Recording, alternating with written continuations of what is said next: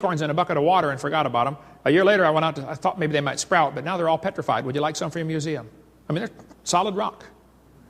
Here's a petrified dog inside a tree in Georgia. They cut the tree down for firewood and said, wait, don't cut that one up. There's a dog inside. Turned to stone. Here's a petrified cowboy boot with the cowboy's legs still in it. The boot was made in the 1950s. Here's a petrified fish giving birth. Petrified hat from New Zealand. Here's a petrified pickle in our museum. I'm not kidding. The guy sent it to me. He said, Brother Hovind, we found this old house in Montana. The roof was gone. House had been empty for at least 30 years. We went down the basement. There's a bunch of jars of pickles, a pantry. But the lid to one of the jars rusted off, and inside the pickle turned to stone. Would you like it for your museum? I said, well, yeah. A petrified pickle. The jar was made between 1930 and 1960. That's the year they made those jars. I don't know when the pickle got put in there, but sometime in there. Don't let them tell you it takes millions of years. There's petrified sacks of flour found in Eureka Springs, Arkansas, from a flour mill that flooded in the 1910s, I believe. So kids, when they tell you the layers are different ages, you're being lied to. That's not true. Don't believe that. 80 to 85% of Earth's surface does not even have 3 geologic periods appearing in correct consecutive order. This guy says it becomes an overall exercise of gargantuan special pleading and imagination for the evolutionary uniformitarian paradigm to maintain there ever were geologic periods. The geologic column is a hoax. One of the biggest lies ever passed off on humanity, but the vast majority of the world believes it. Even though it doesn't exist. When they started teaching that in the 1830s, people began to change their worldview away from what the Bible teaches to this new view from Charlie Lyell, the lawyer from Scotland, that each layer was a different age.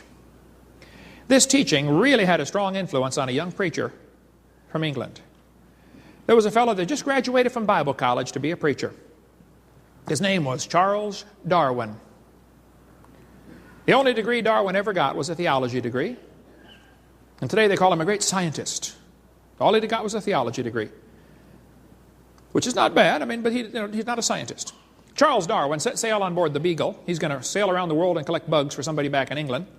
And he decided to bring some books with him to read. He's going to be gone for 5 years.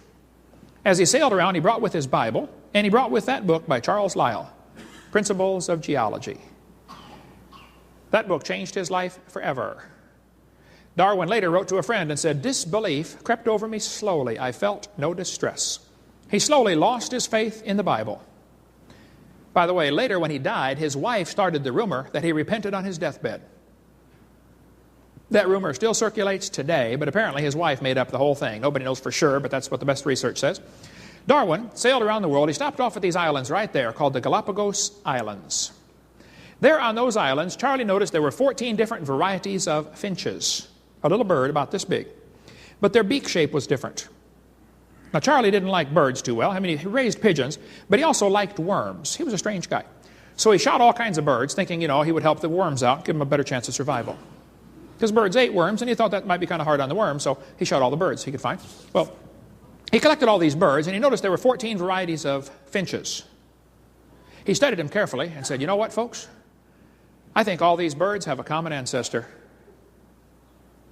I bet you're right, Charlie. It was a bird. And then Charlie said, maybe this proves that birds are related to bananas. You say, oh, he didn't say that.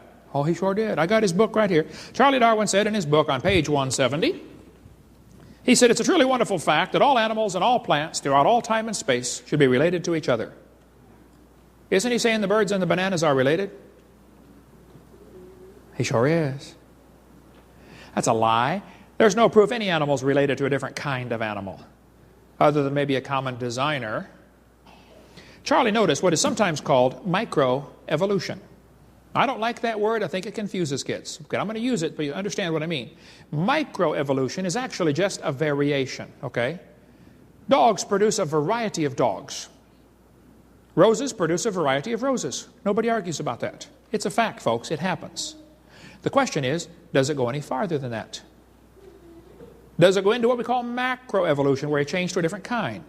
Walt Brown, in his book In the Beginning, an excellent book, by the way, he says microevolution is horizontal, Macro would be vertical, changing to a different kind. Another way to illustrate it. Dogs probably had a common ancestor. Even the Great Dane and the Chihuahua probably had a common ancestor. I wouldn't question the fact that the dog, the wolf, and the coyote had a common ancestor. But every 5-year-old kid knows they're the same kind of animal. We had one try out earlier in the seminar. We had a dog, a wolf, a coyote, and a banana. We asked the 5-year-old, which one is not like the others? He got it right away. The banana. See, the Bible says they bring forth after their kind. National Geographic here has an article, From Wolf to Woof, how the dog evolved from a wolf. I don't argue with that. It probably did. But it's still the same kind of animal. Here's Mickey Mouse evolving. Yeah. The Bible says they bring forth after their kind, not after their species. But this guy says, the results of this and other similar surveys are startling because evolution has been a settled issue in science for nearly 150 years. They found out that 46% of adults in the United States do not think humans had evolved.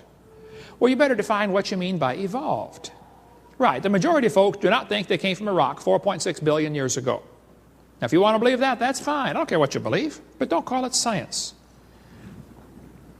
Evolution has 6 different meanings. First, you'd have to have cosmic evolution, the origin of time, space, matter.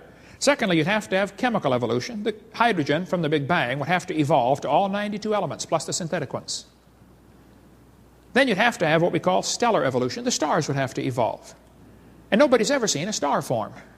We see them blow up all the time. And yet there's enough stars out there that everybody on planet Earth can own 2 trillion of them to yourself. Those are the ones we know about. We don't know about the ones we don't know about. Then we'd have to have what we call organic evolution, the origin of life. Nobody has a clue how life can get started from non-living material. We'll cover more on that in the next session, about the origin of life. Next, they have what's called macroevolution, changing from one kind of animal into another. Nobody's ever seen a dog produce a non-dog. And lastly, we have variations within the kind that some people call microevolution. Okay, this one happens, whatever you call it, it happens. The first 5 are purely religious. But the definition of the word evolution is really confused for the students on purpose, I believe. I think it takes a giant leap of faith and logic just to go from micro to macro. Sure takes a big leap to go to the other 4 stages. Macroevolution is a fantasy based on imagination. They believe it must have happened, but there is no evidence for it at all. Teachers, though, will give the students one definition of the word to get them to believe the theory, and then they slowly weed in the rest of it when they're not looking. They're going to say, evolution is descent with modification. That's deceitful. That's not really what they mean by evolution. This textbook says, evolution is change over time. First definition. Watch how they change the definition now. In other words, living things have changed over time. Wait a minute. What happened to the first 4 stages? You're going to skip all the way down to living things and just assume the first 4 happened? Then they say, evolution is a change in species over time. Now they jumped right down to what I believe in. I believe species can change over time. I think the changes are limited. Still the same kind, but somebody might call it a different species. It's still the same kind of animal. That's not really what they mean by evolution, folks. What they really mean is the whole theory comes as a package deal. Variations certainly happen, but they have limits. Haven't the farmers been trying to get bigger pigs for a long time? Do you think they'll ever get a pig as big as Texas? No, I bet there's a limit in there someplace, isn't there? I'm not sure if they reached it or not, but they're probably getting close to the limit of pig size. Roaches eventually become resistant to pesticides. That's a fact. Do you think they'll ever become resistant to a sledgehammer? No. I bet there's a limit. They always still produce the same kind of plant or animal, too. No new information is added. See, real evolution would mean an increase in genetic complexity, not just shuffling genes that already exist. When you have varieties of dogs produced, the gene pool is more limited for the variety. The Chihuahua is swimming in the shallow end of the gene pool. Somebody spent years crossbreeding dogs to develop a Chihuahua. All that time and money to make a dog that is 100% useless. Hey, how long would the Chihuahuas last in the real world? Turn them all loose back into the woods and watch what happens. They'd run up to the wolf. Yip, yip, yip, yip, yip, yip. Crunch. End of gene pool, right? Genetic information is lost, not added, when you get your variety. Real evolution would be an increase in genetic complexity, not just shifting of gene frequency. Now, I grew up in Illinois, corn country. Did you know there are so many kinds of corn down there, they have to number them? You're driving down the highway and you'll see a sign, you know, BX65, don't mix it up with XL29, something will explode. But I'll tell you what, folks, you can crossbreed corn from now to the cows come home, and you're always going to get corn. You're never going to get a hamster or a tomato or a whale to grow on your corn stalk, okay? That ain't going to happen. There's a varieties of dogs in the world, a whole bunch of them. And I bet they had a common ancestor.